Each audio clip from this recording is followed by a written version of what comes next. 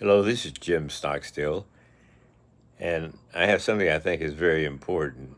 You know, the whole biblical prophecy hinges around Israel and the Middle East, and that's where we get our timelines, and that's where we get our knowledge from what's going on. You see, Israel is not looking for a God man to return. They don't believe that God ever came, they don't believe in Jesus. The Christian people are looking for the second return of Jesus, but they are Jewish and they're going on the Old Testament.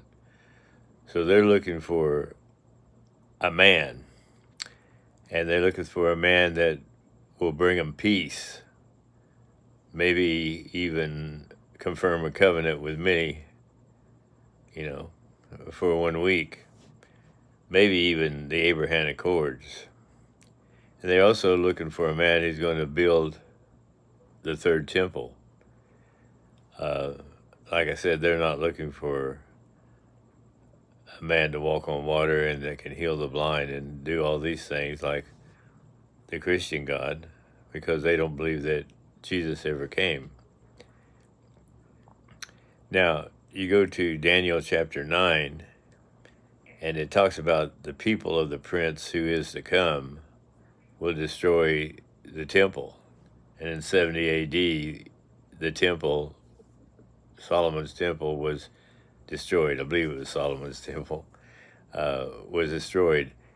And but it said the people of the prince. Now, of the prince is a prepositional phrase. So the people is the subject. The people shall destroy the walls and the temple. And that happened in 70 AD. And then the way I interpret it, it says later that 2,000 years later, he shall confirm a covenant with many for 1 week. You see, Daniel already had 69 weeks, and we only need one more week of years before everything is finished. So it says he establishes a covenant, confirms a covenant with many for 1 week, and in the middle of the week he sits down in the temple of God, proclaiming that he is God. So you need to let that soak in. So until next time, it's James Stockstill saying, keep looking for the handwriting on the wall.